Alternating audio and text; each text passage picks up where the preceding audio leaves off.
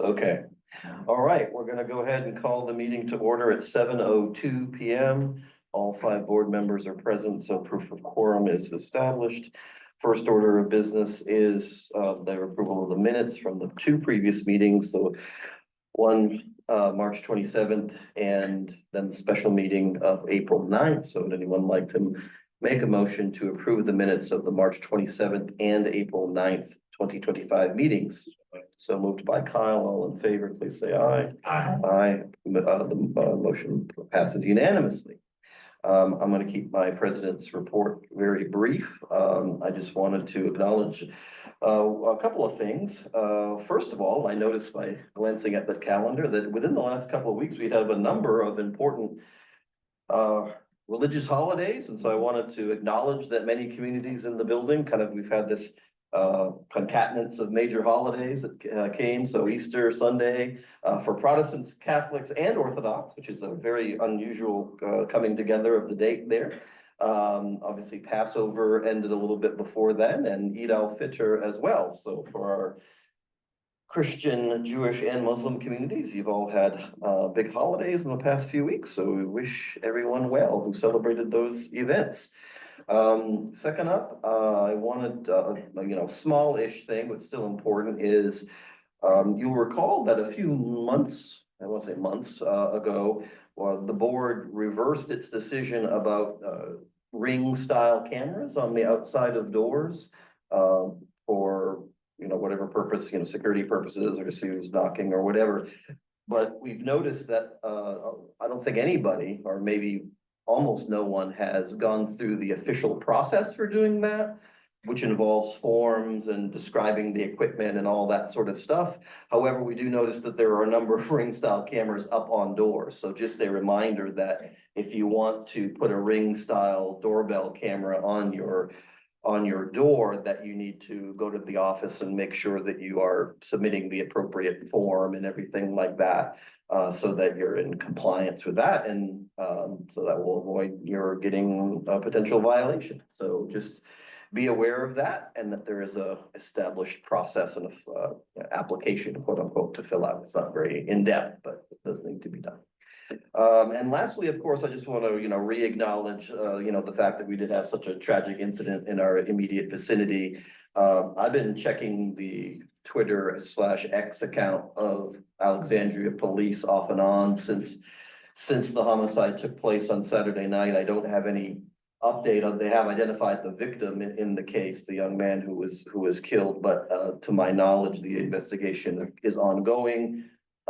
In my note that I sent out, there's the phone number if you have any information, and if by chance you have, video or something like that, there is also a place at the Alexandria PD site to upload any media that you might have that could be relevant to that, and you can remain anonymous. So there is no other update in terms of the suspect or perpetrator.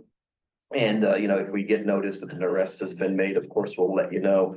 And I just wanted to reiterate all the things that I mentioned in the note, which is, it's a scary thing to have happen. And it's also, an occasion to remind us all about the importance of the perimeter security that I talked about.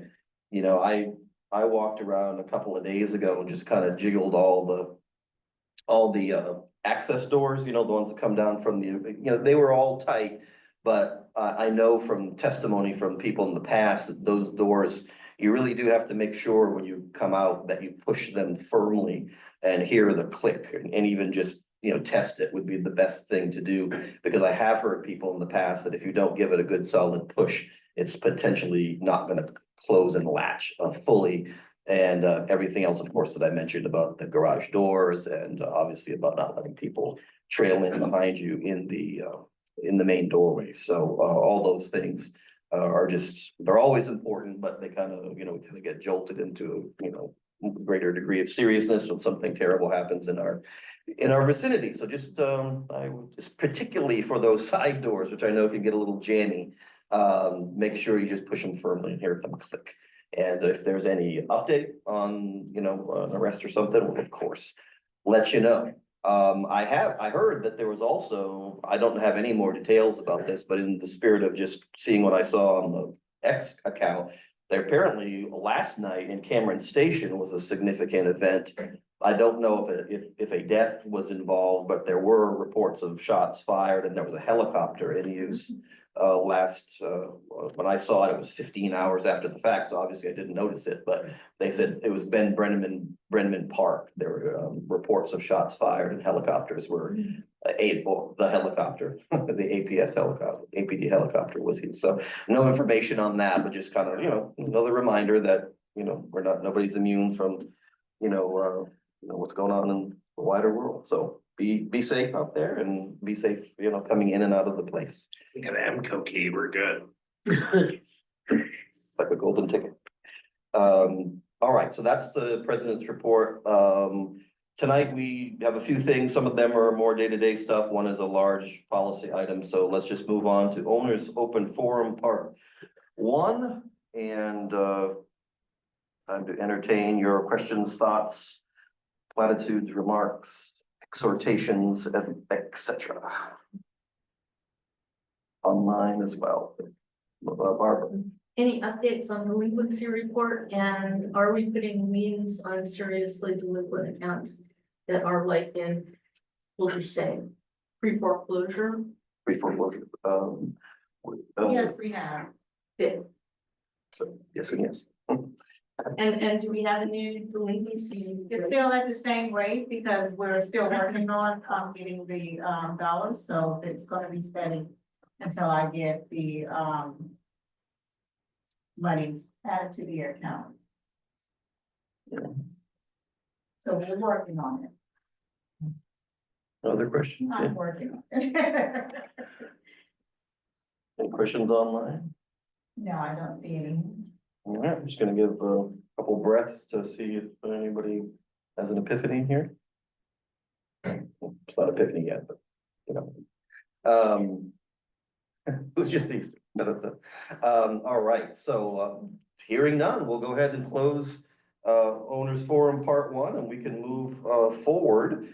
There will be another session, of course, if something that we talk about in the interim strikes you. All right, window, door, patio, facade, envelope project. The way I'd characterize where we are here is, a couple, hopefully they're speed bumps. But I wanted to have a couple of updates because I know that Ginger and I were just talking and then, Melina and I were just talking, Ginger and I talked last night, so I'd like to have Melina, could you just update what you mentioned to me right before the meeting about the status of the contract reviews, plural, and letters of intent and all that? So we have legal response for the association requested some backup information, which is an addendum and a certificate of insurance on the third party window company. High-Rise, is that the correct name? Yeah. And so we're waiting for that to be submitted to legal so they can complete their review on the contract.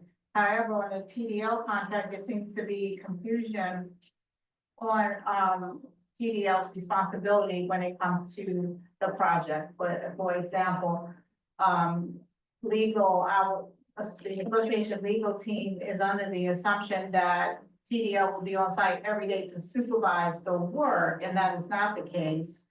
And so we may have to do like a call to clarify what TDL responsibility will be during the project. Now, TDL, they had to do some edits, and that they will be like the project manager, do the punch list and conduct the meetings. And that's a review under their legal team. Is it okay that I mention what I experienced today? So related to the project, but. Oh, sure. Yeah, so the Ledman team did come on site today, this afternoon, to find out where the containers can be placed. The containers will house the windows and the patio doors. And they were looking at the rear parking lot and talking about possibility of, utilizing 6 spaces in the back.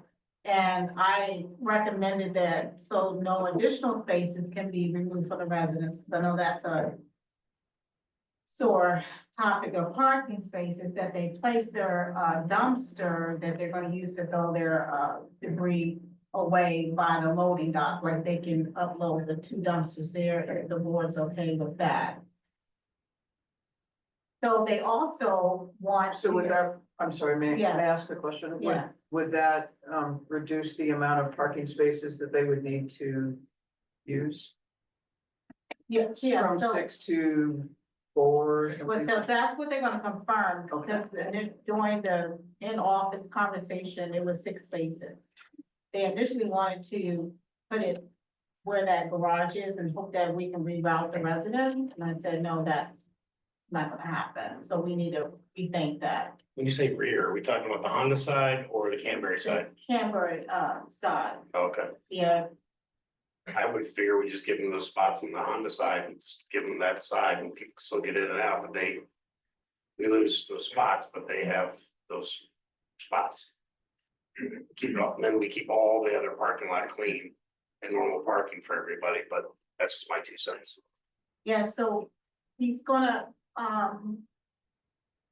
Redmond's gonna send me an email on the specs for their proposal, and then I can present it to the board, and then we can talk about it further, but they also were looking at, I'm sorry that I didn't know they were coming, they were looking at the windows on the ground level, just measuring from the outside. I didn't know this until they walked in and asked me some questions. About the containers being housed in the back of the building. So what I asked them to do is allow me to seek volunteers to come in to the units in each tier. Residents can sign up to allow them to come in so they can, measure the windows and the patio doors and record that, so they know how many windows and patio doors they need to order. So I recommended doing it by tier, but going to the units on the first floor, each unit on the first floor. Cause it may be a little slightly different. We should have a record. That already. Is supposedly, Yeah, Mark, they covered this in the last meeting, so that wasn't the detailed measurements that they performed previously. So they don't have to go into every unit like they did previously. This is what we pushed back in the last meeting, but they do need to go to multiple units at multiple levels of the building. So at least 1 or 2 from floor 1 to 5, another 1 or 2 from 5 to 10, another 1 or 2 from 10 to 16. Because it wasn't the detailed measurements, it was rough measurements that TDL performed in the past. okay, I just would. Yeah. And for me to. Go through and measure every single window again. I know we all had the same reaction last meeting. Right. So they also mentioned, and you may have said it, maybe I didn't process it, that there can be variation. And so they want to hit, that's why they want to hit more than one window in a set, and they understand settlement. So they're also trying to figure out How the building how turned. much whatever, adjustment. And so if there's so they're looking for that kind of stuff also. So it's the square as well as the exact dimensions. Yeah, I think they're at least, if I remember correctly, they're at least gonna do 1 in 16 because they feel from their experience, that's where they're gonna see the most. And then they'll do spot checking, as Kyle Or they can see mentioned, the delta, right? Yeah, exactly, so the big delta between 1 and 16 is, the tier to look into more. And to maybe do 2 or 3 more to make sure if it looks clean, they'll move on, so. So So they plan to be on site, May 6th. So I hope to have some volunteers by that time. We're gonna put like a notice in the elevator or something like that. I have a table that I created where they can sign up. Or send me an email and I'll put them on the spreadsheet. The other thing too with the our legal, what was their response time? Was it like timely, or do we need to like have them put a little gumption behind them, you know, get a little, I think that with the experience communicating back and forth with Kristen, she's in a lot of meeting, like today, she's in a conference and as well as tomorrow, so that gave her time to give us something for today. She emailed me like 10 o'clock last night to tell me she still had not heard from TDL.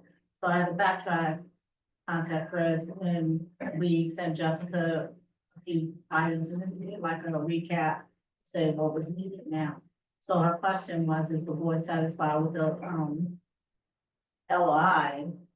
But she didn't think that we wanted to sign it yet until she gets all the attachments that's required, which is the addendum and the certificate of insurance from Highlights. And that's really, I think, the question we'll have to decide in a few minutes, but I want to, give it over to Ginger, who has some, an update at least on the financial front. Ginger. I don't know that I got that much of a, I don't have as much of an update as I wish I had. A few weeks, I don't know, we've had so many meetings. What about the line of Yeah, credit? but I just don't remember which meeting. Just like it's been a lot. Nobody, that's the story. at a previous meeting, we mentioned that we were looking to, work with Morgan Stanley, who do our investments, to, do a line of credit, use our credit, kind of like you do when you get a line of credit on your home, as a way of, getting some funds to help pay for this. Originally, our guy Alex thought we could do that. After further, research, and his organization reading through our bylaws and stuff, they determined that they could not use our 1.5 million in reserves as a, I'm brain tapping the word, collateral. Thank you. I was saying it last night to you. And so that's not available to us as an option. So, we're now looking, at them, Morgan Stanley, as well as I'm working with, Melina and Dave to, from Legum and Norman to, find options, that other units, other organizations have used, to do loans. So we can't use the money in reserves. We can't, we could never use the money in the reserves. The question was, could we use the money in reserves as collateral to do a line of credit? Using, and there, and Morgan Stanley said it's also partly because of our being a nonprofit, the condo, and there's just all things about our organ, you know, the kind of entity that we are Our also bylaws are- makes it so that we could not do that. So it was an idea, it didn't pan out. We're working other approaches. So, where that leaves us is, had been an attractive, kind of, in a way, a middle ground. It's still borrowing, but with more flexible borrowing. So, now the paths are more restricted, clearer. I think our funding methods now are very clearly special assessment or loan, a term loan. And as Ginger alluded, we're gonna now proceed down the front of getting loan scenarios. Some of those have been informally talked about by the execs at Legum and Norm, but I think, the rubber is hitting the road here pretty fast to get, for us to determine, what, specific scenarios for a specific dollar number over specific terms, so that way we can compare it side by side with, assessment and make a funding choice, uninformed funding Well, choice. also, there's a hybrid here of it might be an assessment with a loan. Yeah, Okay. yeah, So I mean, we have all options on the table. We're just running them all to ground. yeah. So it's, cash on hand for obviously a part of the thing, especially in the early stages. It's loan or assessment and some mix of those. It could be, whatever, is the most advantageous at the time that we have those specifics. So we're gonna run these things to ground, and my big question is, whether the LOI, it seems like letter of intent, it seems like our legal advice, and Melina, if I'm not capturing this correctly, let me know, is they're not necessarily seeing why we would sign the LOI until the rest of the legal review is complete. Is that It's on the correct? addendum until they review. Until they have the whole package. So, you know, what I could propose to the board is, you know, we can always take an emergency vote outside of meeting to authorize the signature of the LOI if it comes in before the next special meeting, so that we don't lose time, because we, you know, obviously the calendar is pressing on us to some extent, and, you know, economic uncertainty and tariff uncertainty and all those things that we're aware of. So thoughts on this? Yeah, so we came with the idea of an LOI to make sure we didn't get behind the eight ball, and it's just a letter of intent. We need to put a disclaimer in there, and legal thinks we need to put a disclaimer and a letter of intent. Then put the disclaimer in there. I don't understand why they need everything, all I's dotted, all T's crossed, just to sign a letter of intent. Or for us to sign a letter of intent. So I have no problem doing a special vote or, you know, whatever that we need to do to make sure we're not losing any ground on the project. Okay. But I think legal needs to stop being a hurdle for us, and also I think they need to be more responsive. Melina, is Kristen back on Monday? Is that what I read correctly, or she No. Tuesday? She only provided her schedule for today and Friday, but I will send an email Okay. to ask her of her. Yeah. schedule for today. Yeah, Just Ginger, David just came on board. This morning he did, send an email for a lender that we can talk to on Monday. Yeah. Can you help that a minute? all right. And other board member have a question, so. you Yeah, know, on my I end- sent, sorry, I sent one, I sent Capital, Bank to, I sent that one over earlier. And then, NCB, Don Plank, I actually know him, but he's moved to a new company. And, I'm just trying to get his contact info. And then the other one was, NCB, where actually Don Plank used to be when I wasn't with L&N. But I need the contact info for the person there. I'm hoping to have it tomorrow. I thought I'd have it today. Okay, thank you, David. And so we'll, you know, we'll follow all these fronts and update accordingly and take action outside of meeting if necessary. I hope as early next week, we can be doing that. So there's you know, so I wish we had, you know, more impetus and more forward progress to report today, but I hope that we can make some good progress very soon. Well, it's not from lack of effort. We've been meeting multiple times. Doing a lot of stuff. Yeah, and there's so many ways that these things come together because, you know, the work that Ginger and Kyle have been doing along with David and Melina on the budget, you know, ultimately it is interconnected to this effort in a very major way because, you know, one can adjust smaller line items in the budget all day long, but you know, when the elephant in the room is a largely undetermined thing, you know, it's obviously intertwined with that. So, all right, so we're gonna keep pressing is basically the message, or press until we get what we are pushing for. All right, and let's segue right into David and Melina. Is there anything you'd like to highlight from the management report, either financially or operationally? So Melina and or David. David, you wanna go first?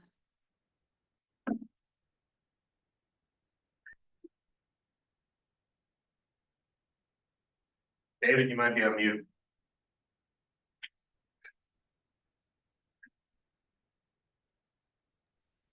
Can you hear me now? Yes. We can. Okay, sorry. From the financials, one thing that's been pretty consistent is with regards to many of the different sections from administrative all down. For most of them, you're coming in under budget, is what I've noticed throughout most of the year. That's really the biggest highlight. Yeah, but also, I mean, I'd love to tell everybody we're way under budget, but the utilities are way over budget. So Yes. we're not. You're not, that it's not healthy. every single one, you're right, but Right. it is the David, you cut out if you're still talking.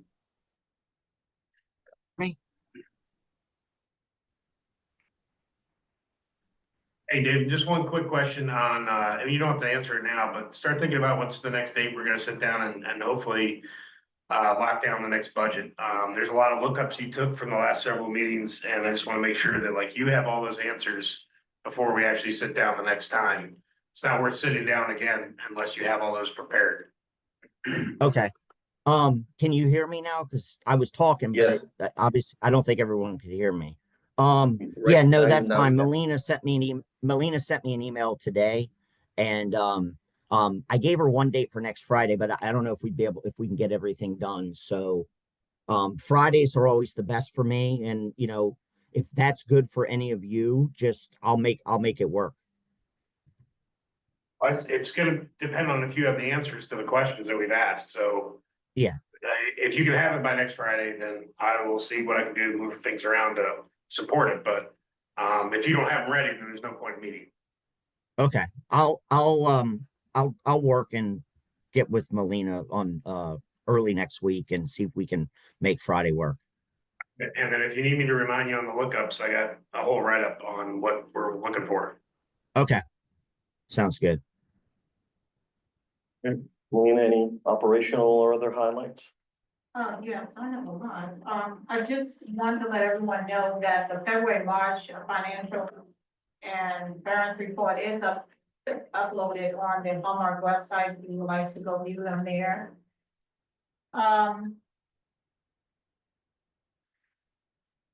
So as the project progresses, I just want to let everyone know that we'll do like a display in the lobby so that everyone can see the progress of the window patio door replacement. If, I'll give the board some of my ideas so that, we can implement that. So everyone can just walk up and view the board. One of the other things I wanted to let you guys know that, we had the inspection done. And it did pass, that the inspector did pass it. I am to provide him with reports on the FDC testing and the internal sprinkler testing. That was recently done this week, Monday through Wednesday. They completed that. Everything looks good, they said.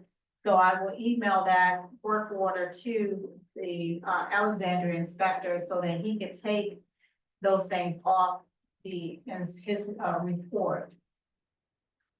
The fire pump controller, I did receive the permit from VFPE and pass that on to the inspector. That was, actually they ordered it February 20th. They just gave it to me. And then I gave, Mike Welsh, just the Alexandria inspector, I provided him with the approved plans for replacing the fire pump and controller. So that's been emailed to him, so he can also take that off the inspection, report. So by him receiving this documentation, it just shows that we're working on that and the association will not be in violation.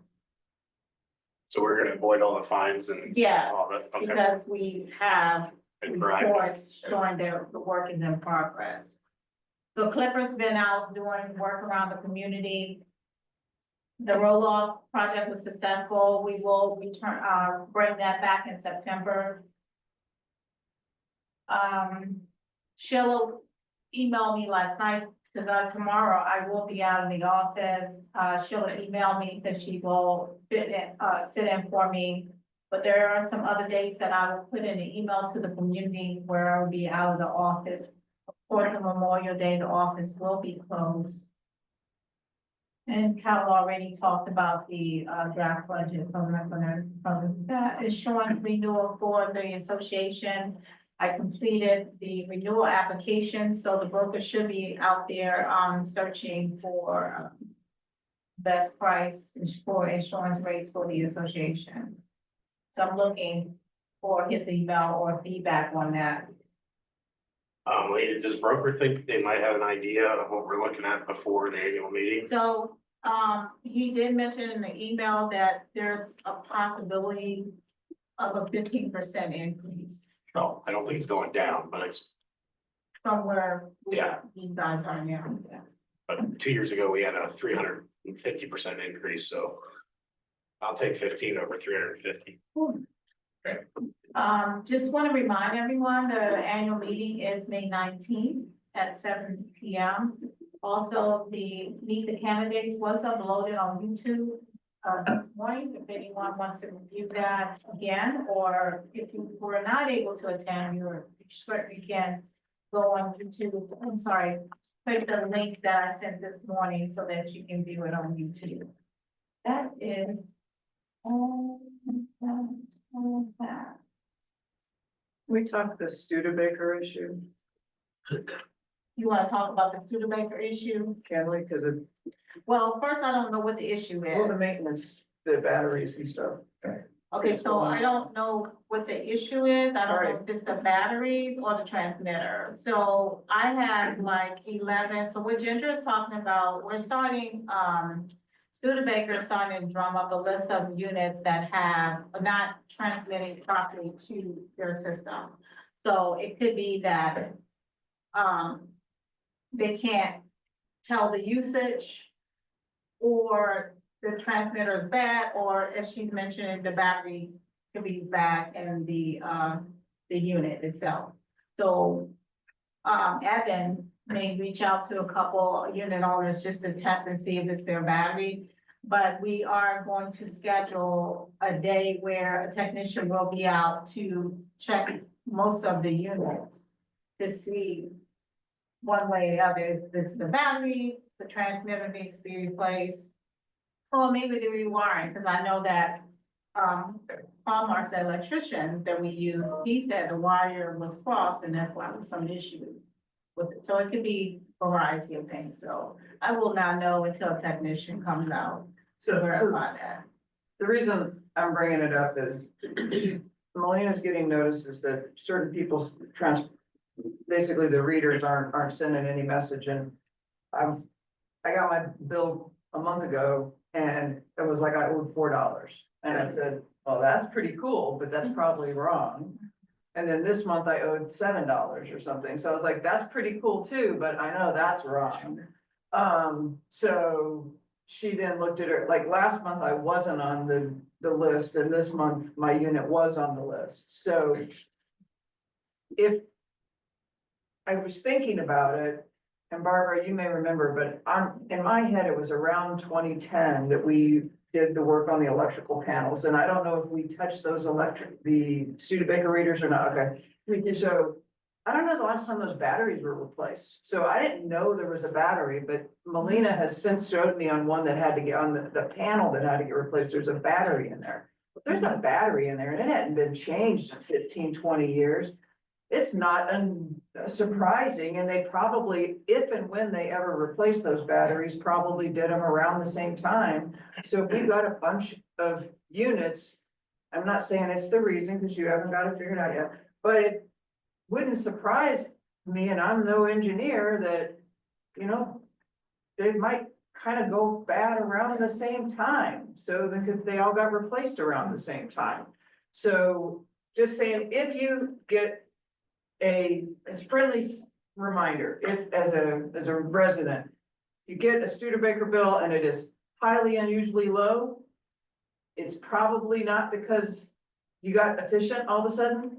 It's probably because the reader isn't tracking your usage, and we should let them know so that we can get that addressed. Also, don't go tearing into that thing by yourself, because Yeah. her display item of an old one, it is very delicate. And if you go in there and just tear something up, you're gonna break something that prevents it from working in the future. Right. And then that's gonna be an additional cost to the owner, not come to the association if you break it. A bad light, you know, Say, yeah, the electricity might light you. well, sure, there's always that too, right? So Yeah, anyways, I just, it's a known, it's something that's starting to come to light, and it's starting to happen more and more often. So if you see something, please let Melina know so she can check the list and we can get it checked out and addressed. So Melina, if you'll only know if a resident says it to you. The Studebaker, punch So I get, yeah. so that means Studebaker doesn't look at it and say, this seems unusually low. Yeah, so monthly, they do a report, Mhm. analysis of the report, because they'll ask me for the Dominion report, and that's how they get their usage rate to use for the charge the residents on the sub-meters.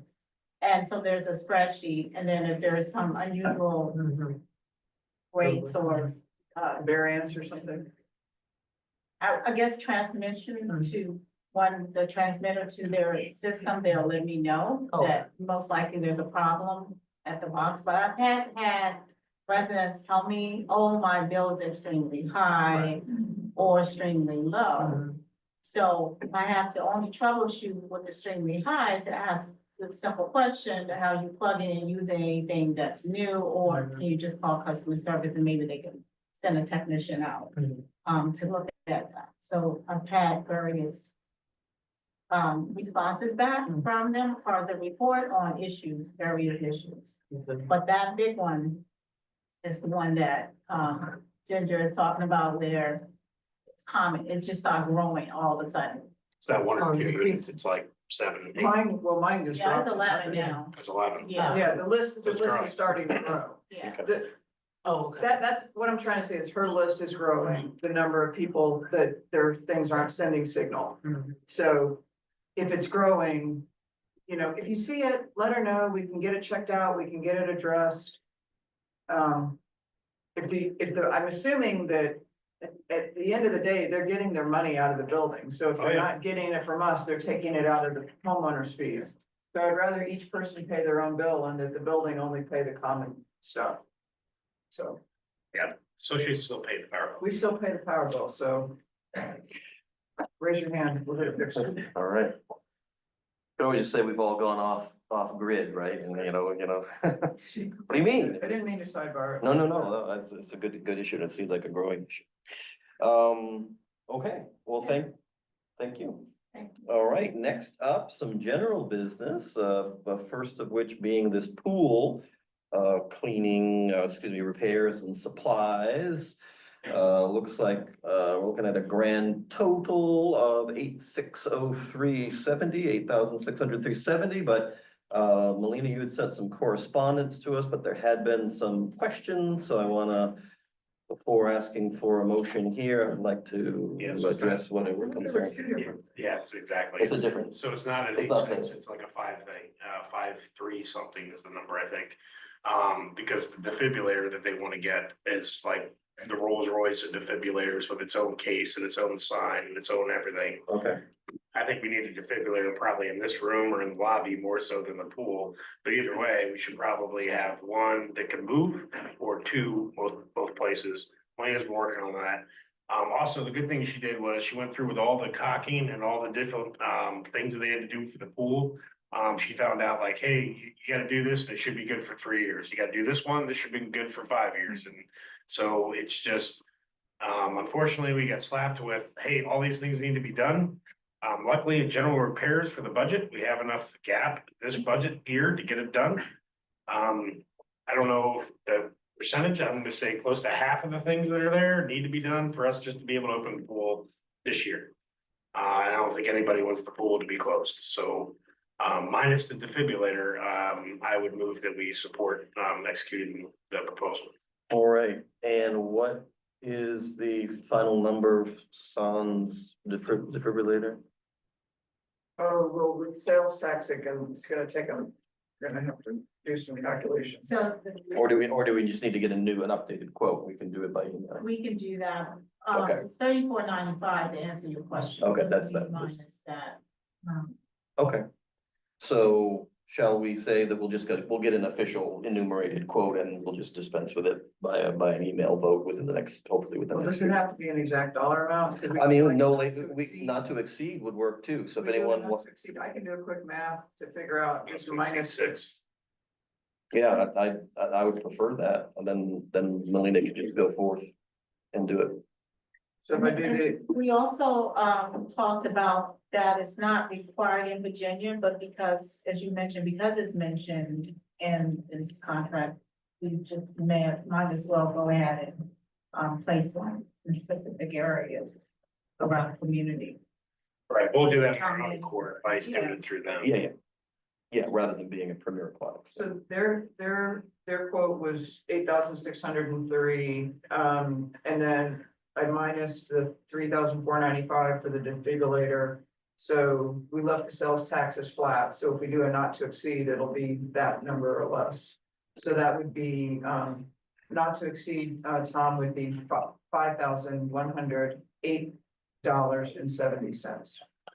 Right, how about we say 5150? 5150. All right, would anyone like to make a motion that we accept the proposal from Premier Aquatics in an amount not to exceed $5,150?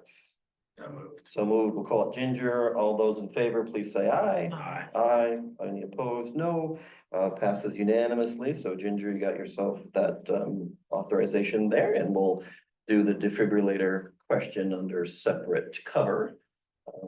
Not necessarily directly through the pool.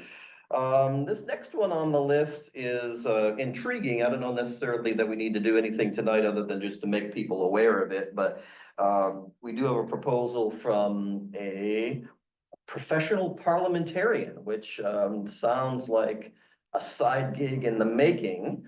Of great interest to yours truly. So we do have a proposal from a gentleman, Mr. Donald Garrett, to do a review of our bylaws, a review and recommendations for improvement to our bylaws. You know, I've looked in the board packet at his general, proposal and qualifications. I don't know, I mean, in my opinion, I don't know that's something that we necessarily need to act on right now, other than to make people aware of it. Maybe we can have a conversation, with get more detail of, it's not a big proposal, it's $3,000, but in my opinion, I don't necessarily feel we're ready to engage a specific person on this. Although it is worth noting that this is exactly the sort of thing we were talking about in other contexts about, essentially consolidating this patchwork quilt, our bylaws and our declaration and everything that goes back 50 years, and to get them into one unified, updated, 2025 version. Sort of a 50th birthday present to Hallmark condominium, so to speak. So anyone want to comment on this or disagree? Yeah, so I don't think we have anything to vote on here. No. One, I think we would get other people, get Yeah. more quotes. But this is something I'm pushing for. Our bylaws are so archaic. And all of our resolutions haven't been incorporated into the bylaws, so it's very hard. It's like a spider web. You have to read something and go find something else, to refer to something else, to go read something else, to refer to the other thing. And we just need to clean it up. I mean, the world's changed since, this building first started, the bylaws were first signed. Going with this approach, it's not a legal thing. It's somebody who does this type of thing.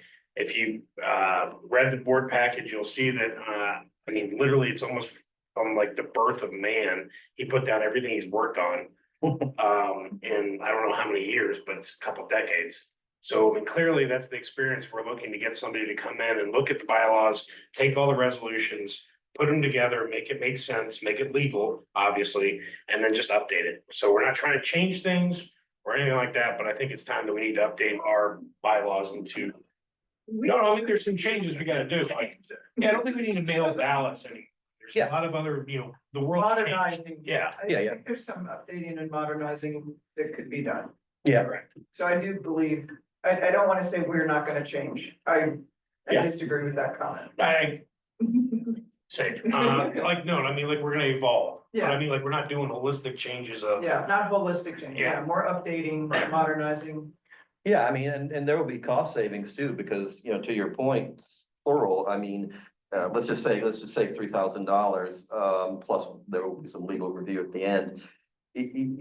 Just in the $1,000 or more that we spend on the postage for the annual meeting, right? You're gonna get some cost savings there. So, some of this will just be modernization to bring the functioning of the building more into the internet age, and that sort of thing. And other things will be, money related. We talked yesterday at the candidates forum about, potentially indexing the $10,000 cap, to be it more like perhaps inflation or other adjustments. So there's little things that'll just, make it more in tune with the modern world. But it'll be an interesting project because we also will have a chance to talk about big issues, like, I don't know, someone could come up and say, we want a board of 7 rather than a board of 5. I don't know. I mean, there's just, it's just, it's a constitutional convention, shall we say.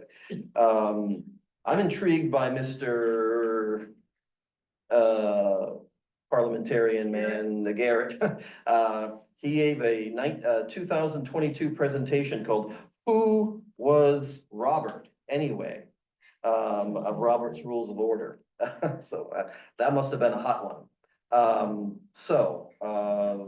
Molino, pool inventory, what did I miss here? You did the repairs, but not the inventory. Okay, and is that the 358121? Yes. Okay, the pool inventory, this one here with vacuum gauges, et cetera. Does that stay on site? Yes, All right, I mean, like, I would like it in the contract that everything we buy stays here. right. Because they're listing gloves and this, and there's a lot of PPE in there, and I guess we're responsible for their PPE, but none of that should be going to any of their other pool sites. So only thing that doesn't remain on is the items that's used by the chemicals, because they dispose that away from the site. They do not use Of that course. trash can. Yes. All right. To that end, would anyone like to make a motion to accept the pool inventory proposal from Premier Aquatics in the amount of $3,581.21? So moved by Mark, all in favor, say aye. Aye. Aye, passed unanimously. Thank you, Ginger, for reminding me that I skipped that back. That was one of the- Melina, she did. I keep saying Ginger when I mean to say Melina. Thank you, Melina. All right, next up is probably the biggest item of the night, I would say, bigger even than the parliamentary proposal. Which is this, the smoking resolution. And so for the benefit of folks that are here, I have a highlights, document that is over there by the bar area. I'm just gonna tell you, the contents, of my highlight document so that, you don't have to necessarily follow along with all the legalese and stuff. So the resolution that we're considering, which would be, I believe, by my count policy resolution 100, would accomplish the following. It would be the ban of smoking within units, first and foremost. Thank you for reminding me of that, to put that in. That's the most important thing. So this would be the full, this would essentially be making the building a non-smoking building. Property, yeah. So within the units and, reinforcing that already within the enclosed common elements, right? Hallways, common areas, etc. Already prohibited, but of course, reemphasizing that all limited common elements, which very importantly is balconies and patios. And these have to go hand in hand, because if you ban smoking in a unit and you don't ban them in the patios or balconies, everyone's just gonna rush to the balconies and patios, and it'll make it worse for people trying to enjoy the outside. It also includes and reemphasizes the recreational facilities, so no smoking at the pool, tennis court, etc. So it is essentially everywhere except for the open air outside of the building. It also includes, by the way, the front entrance way, naturally, so that we don't have smoke when people are coming and going. So the way that the resolution was written was to make it so that at a later date, the board would be able to, if we were to desire to designate a smoking area in the open area of the ground. We don't have to, we may not be inclined to, and that isn't necessarily a decision we need to make concomitantly with this. But that would be something that we could consider in the future. A lot of people still ask this question, so I want to make sure we're 100% clear. When we say smoking, it is meant to be including but not limited to, all right? So cigarettes, cigars, pipes, someone asked me about hookah. I mean, the whole 9 yards, right? I mean, including marijuana, but not specifically targeting marijuana. And the. Vaping. Well, vaping is an interesting one, because if vaping uses tobacco, but would vaping be considered a lit product? Well, it does have a battery that lights it. Yeah, I'm genuinely asking. Source. Just ban it, just Like, across the board, just no. Okay, we can certainly, we can put, could it be, it's not listed. it's not Could it listed. be added? We could definitely amend. All right, so, so people often ask about the marijuana question. I mean, again, we're not targeting marijuana, it's just included in personal smoking and lit products. We can certainly talk about adding vape.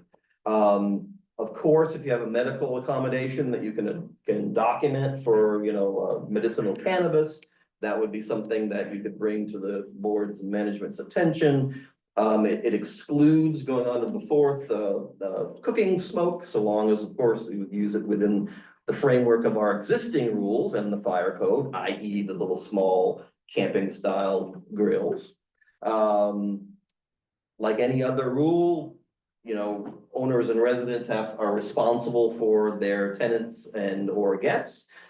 In the following of it, it reinforces something that has traditionally been a problem here, which is the disposal of things like smoking products, i.e. cigarette butts, anywhere that isn't your own space.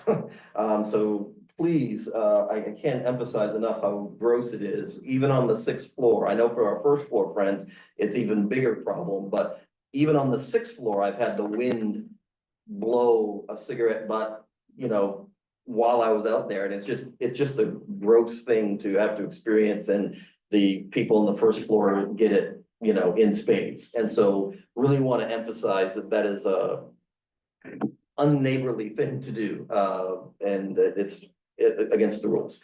And as in your airplane, the tampering with any smoke detector is not allowed. Enforcement, complaint driven, the way they wrote it, the lawyers, 2 detailed and credible reports from separate units. Sanctions are at the board's discretion, and if there were to be a covenants committee at some point, they could be delegated on to them in their rule enforcing capacity as well. So the sanctions, can range from a conversation about, hey, this is happening and let's rectify it. It can go all the way up to, legal injunctions. And so it's not unlike, the situation when people have not been able to control their pets, right? I mean, there are occasions where the board does have to take legal action to enjoin people from behavior, to allow others the, quiet enjoyment of their living space. And so, on the continuum of enforcement from just, hey, this is the rule, be aware, and let's not have it, let's cease, all the way up to, a judge's injunction, is kind of the range of things. And there's, it's a whole, process in there, but, our attorneys felt that they want to just preserve that flexibility so that, you can start out light and get heavier, just as we would do with any, rule enforcement. So this would be the non-smoking building. I'll have my colleagues chime in here in a second. My view on this, and I said this at the candidates forum last night as well, is, I really wish that, there could have been a magic solution that could have accomplished some degree of grandfathering, because I don't have the most happy feeling in my heart about the idea of potentially telling someone who's hopelessly addicted to a terrible product, that they have to stop. And the realism behind that is still something that causes me trouble. But I think in the greater good, I just think that the grandfathering just doesn't work.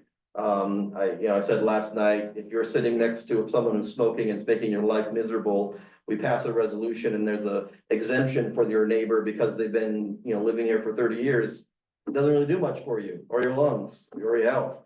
So, with regret, I would say there isn't a magic solution, I don't think, to grandfather people in without making it an ineffective resolution. So I'll defer to my colleagues. The 2 things I'd like to potentially work out is if we want to make an amendment to put in vapes.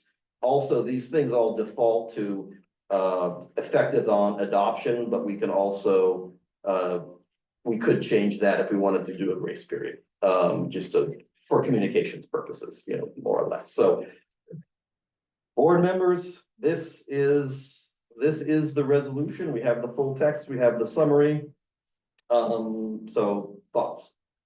Yeah, the one thing with the legal that you didn't highlight is that if if the board decides to go down a legal route.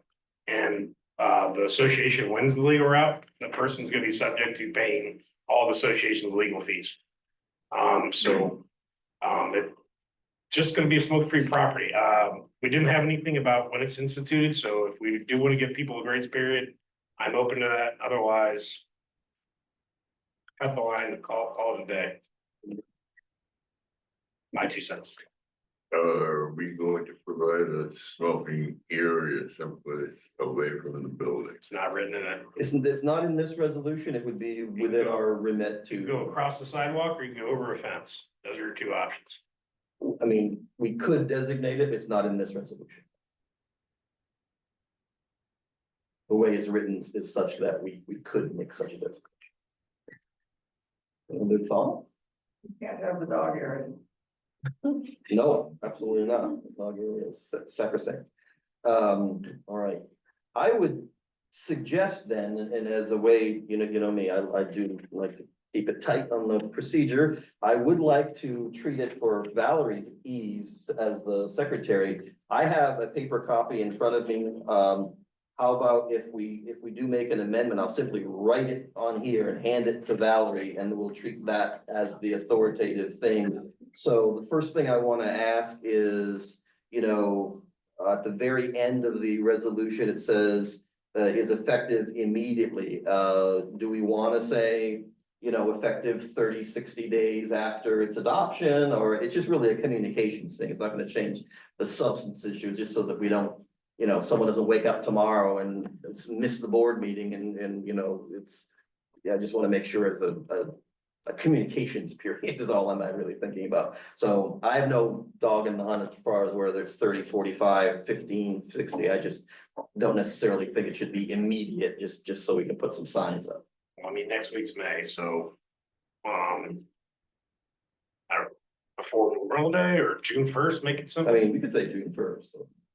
June first is good. Okay, so parliamentarily speaking, I'm gonna ask is, with unanimous consent, I will, on page 3 of the resolution, change the word immediately to June 1st, 2025. And that amendment will be adopted without objection. All right, hearing none. Okay, and again, I'll give you Are we this, gonna add, and then the vape. And so, so I'm looking now at General Regulations 1, Section D on page 2, which currently says lighted and or unlighted tobacco products shall be no, excuse me. Oh, sorry, wrong one. 1A, pardon me, on page 1. Smoking shall be deemed to include the inhaling, exhaling, breathing, carrying, or possession of any lit cigarette, cigar, pipe, or other product containing any amount of tobacco or other similar heated or lit product. I think you're covered. I think, similar heated or lit product. Maybe it's EG behind that as a parentheses, EG vape. Okay, so without objection, I'm going to say after the word product, will insert the parentheses, e.g. vapes.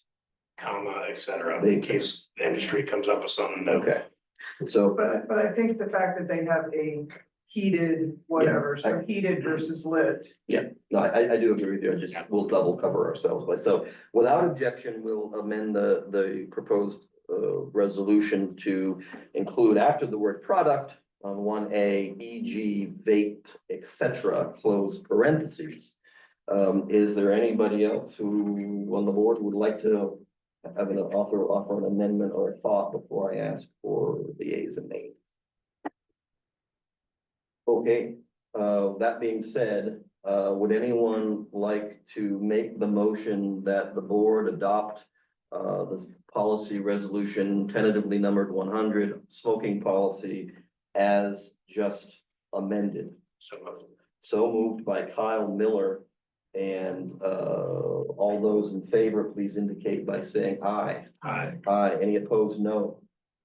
All right, the record will report that it will be, it is passed 5 votes to 0 as amended. I'll give this amended document to Valerie in a moment. You know, these are a little bit different in that, you know, it'll also go to legal to be recorded in the, you know, the vault of our documents and whatnot. So I'll have to sign this again when it's all good, but, how about this? I'll give this to you. And for the record, and I'll also just send something by email that puts it in there, so that way I won't have my handwriting all over it, okay? And just if I could. Yeah. Seems like it's subtle or whatnot, but this is actually something that Tom's worked on, Mark's worked on when he was the president. This isn't something that we just did in the last week or something. This has been. It's been a pain in the butt, to be honest. So I'm just glad we're nipping in the bud. But there's a lot of people that bring things up.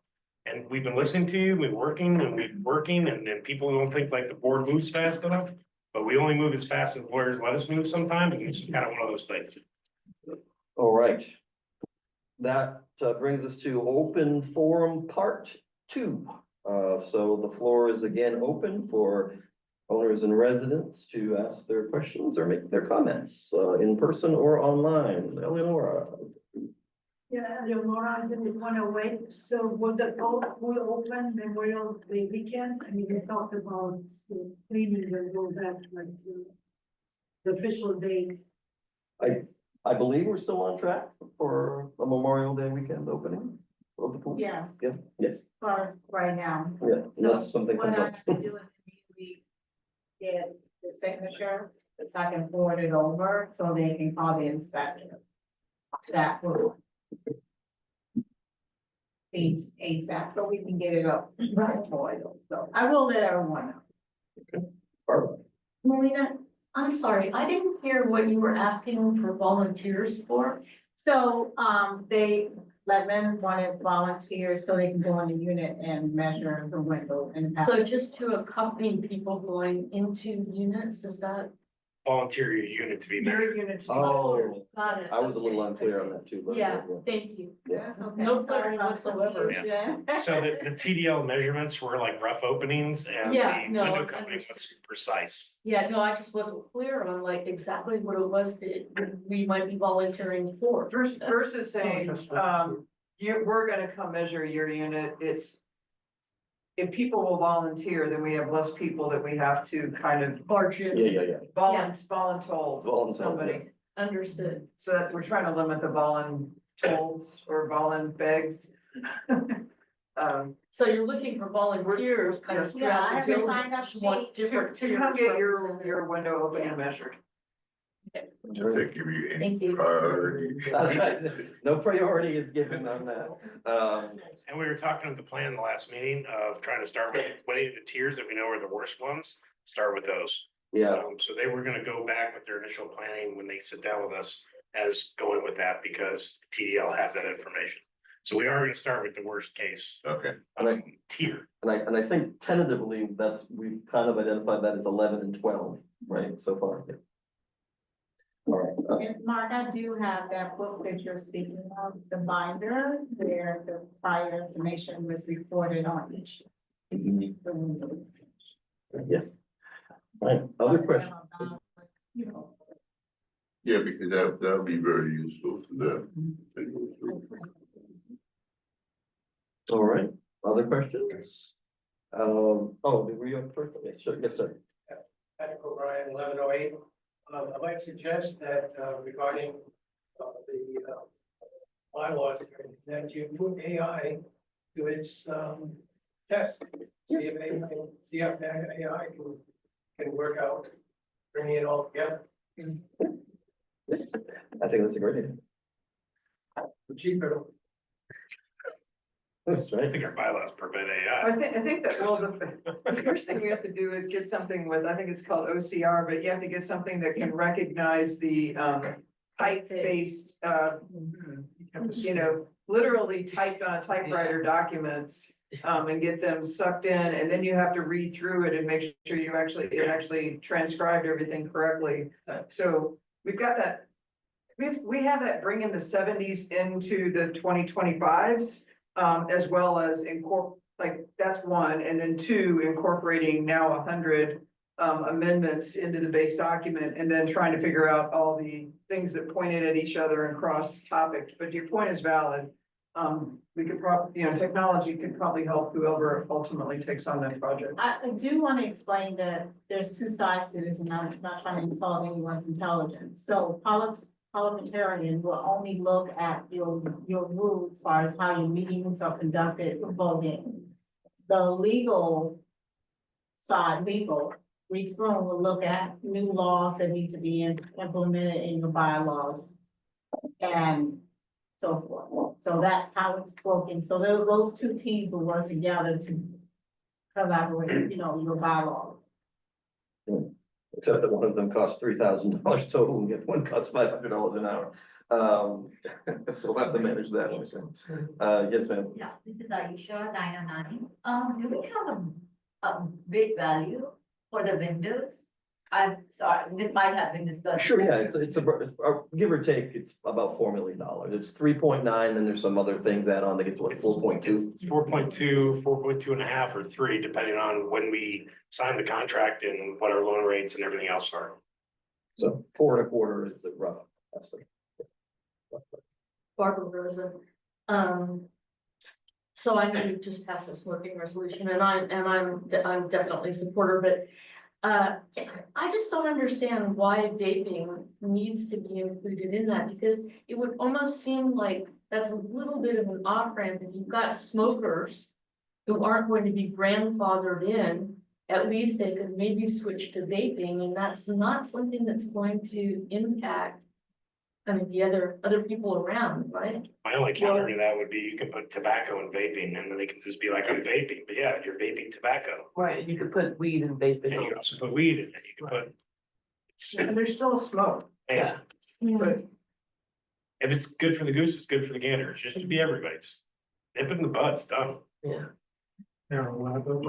look, if it's not reported, if somebody vapes in their unit and nobody complains about it, we're not gonna do anything about it. It's their unit. So I'm gonna say that out loud. If, it's like, we can only enforce what gets complained about 2 times by 2 people, blah, blah, blah.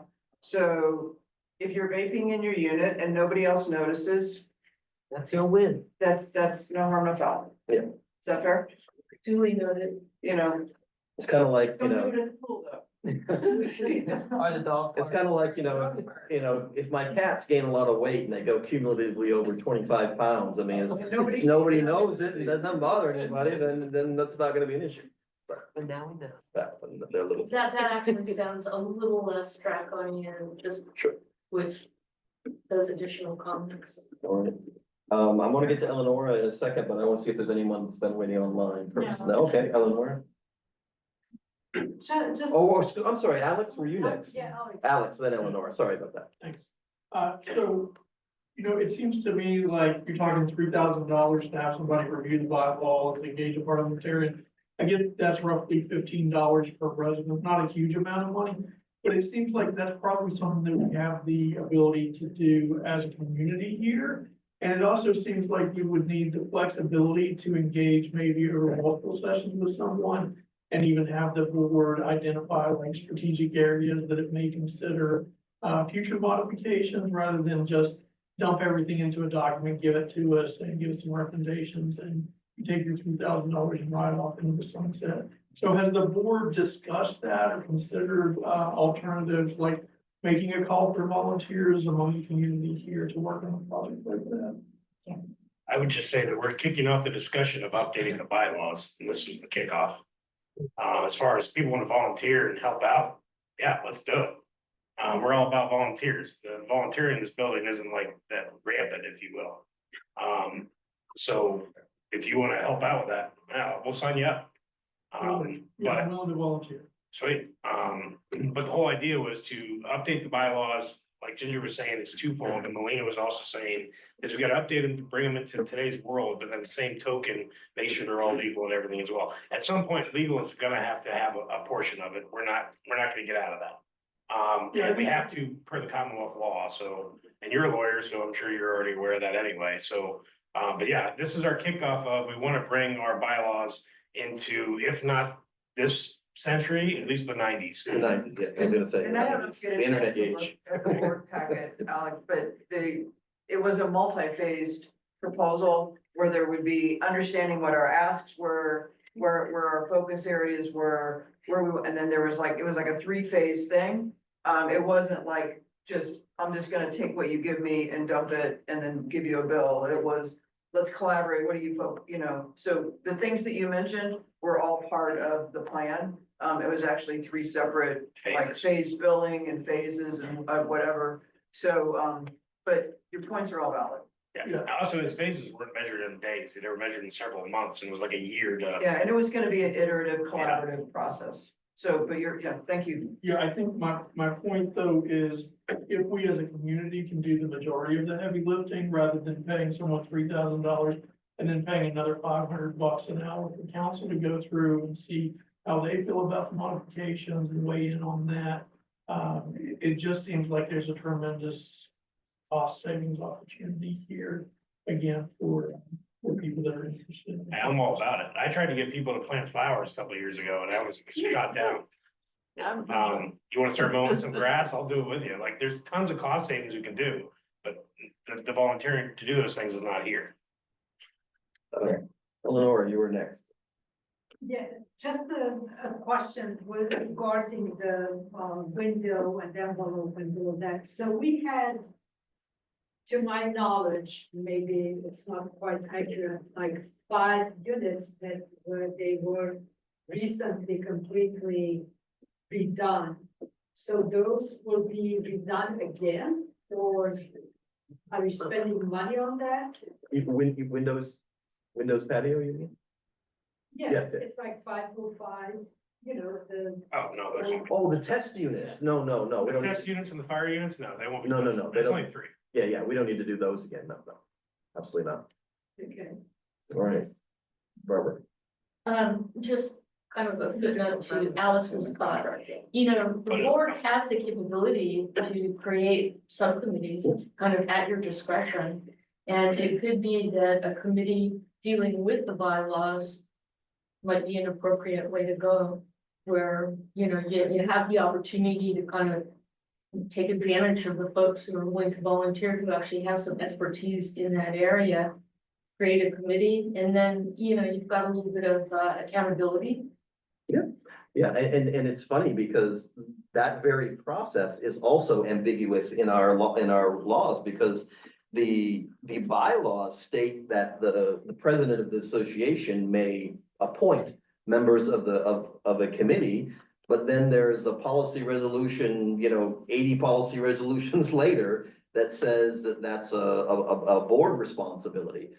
I would argue, of course, that the bylaws reign supreme there, and that the no policy resolution can overturn the bylaws, but just a little point there. I mean, a small detail. I mean, I doubt if we're gonna disagree over the composition of a subcommittee, but just those sorts of things to tidy those things up. Make sure that there's no policy resolution provision that is conflicting with either an earlier one, or of course not with the bylaws. But yes, to your substantive point, yes, I think a bylaws committee is in order. Yeah, just like we have a budget committee right now. Yeah. He created earlier in the year that Ginger and I have been working on all year. All right, we probably have time for one more online. I'm gonna give online precedence here. Okay, I'm gonna bring one up. okay, go ahead, Ginger. So I think it came up yesterday. We don't have it on our agenda, but next time we have a real board meeting, on our special board meetings, we need to get parking back on the street, to be kind of funny. If we're gonna, we know we need to, Do something. it's kind of a necessary evil, for the window and facade project that we're gonna, the envelope project that we're gonna need to give up a few spaces, for that, organization to put their material. We maybe save a few spots by getting their dumpster over by our dumpster, but they're still gonna need a place to put the windows and things like that, so. We're gonna lose some spots. We have seen that there seems to be, and I don't quite know why, but there's like, we're fine in the winter and we never have enough spots in the summer, Always. but they're all residents.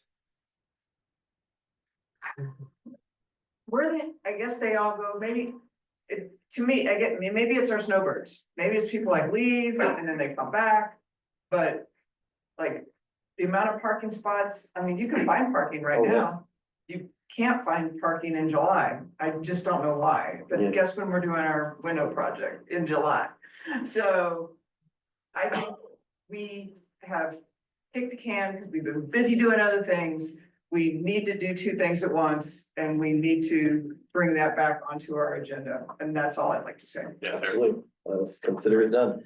All right, we're gonna close the open forum now. Thanks, everybody. And before we go to executive, I just want to give one more reminder that voting for the elections, well, there's no candidates for the second election, but voting for the elections for Covenants Committee and the Board of Directors are open, and there's, if you want to vote in advance, you can have Melina witness your document and stuff it in a little secure box, which you will notice in the front office. I mention that, of course, because even if you do not have a candidate preference, it is essentially, it is very essential that you at a minimum record your presence for the purposes of a quorum, because if we don't have pardon me? Our bylaws. Yes, exactly. And so we would waste our time and money because we wouldn't have a valid constituted meeting if we don't have the quorum. So we've made it in the past. We haven't always made it by a ton. But just make sure that, you don't have to have a candidate preference in order to contribute to establishing that quorum. There's a section on the ballot for if you just want to register your presence. And with that, I'd like to ask if any board member has a motion to recess to executive session for the discussion of legal, financial, or other protected matters. So moved by Kyle. And all in favor, please say aye. Aye, none opposed, unanimously, and we'll recess to executive session at 8:18. Yeah, so I make a motion that. See what you did there, I kind of like it.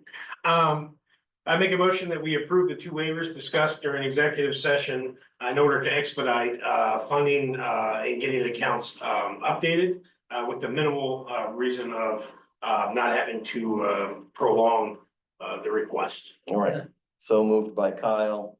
And all in favor, please say aye. Aye, opposed, no, passes unanimously, and now there's no business before the board. It stands adjourned at 9:11.